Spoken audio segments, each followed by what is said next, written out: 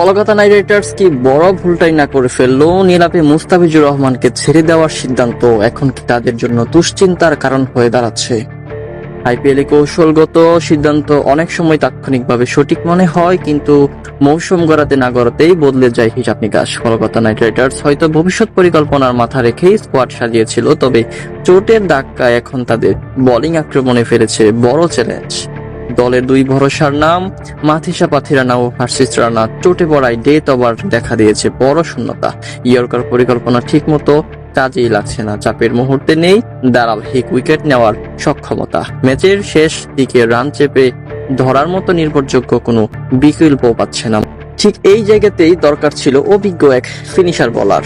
IPL এর মঞ্চে cutter master হিসেবে নিজের নাম প্রতিষ্ঠা করেছেন মুস্তাফিজুর রহমান। তার স্কোয়াড অফ কাটার আর নিখুঁত লেন্থ ব্যাটারদের বারবার বিভ্রান্ত করেছে।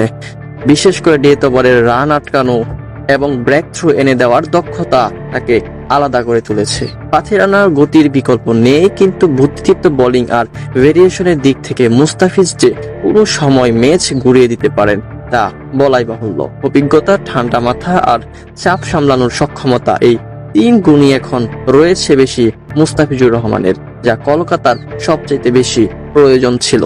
বর্তমান পরিস্থিতিতে একজন অভিজ্ঞ বিদেশি পেসার থাকলে কলকাতার ডেথ বোলিং আরো ভারসাম্যপূর্ণ হতো। মুস্তাফিজ সেই শূন্যতা পূরণ করতে পারতেন খুব সহজেই। ক্রিকেটে একটি সিদ্ধান্ত বদলে দিতে পারে পুরো মৌসুমের গল্প। মুস্তাফিজকে ছেড়ে দেওয়ার সিদ্ধান্ত যদি শেষ পর্যন্ত শিরোপা স্বপ্নে ধাক্কা দেয়, তাহলে এর খেসারতকে দিতে পারে পুরো আইপিএল এবং পুরো মৌসুম জুড়ে। সময় বদলে দেবে, সময় বলে দেবে মুস্তাফিজকে ছাড়া পথ চলা কতটা কঠিন হয়ে দাঁড়িয়েছে কলকাতার।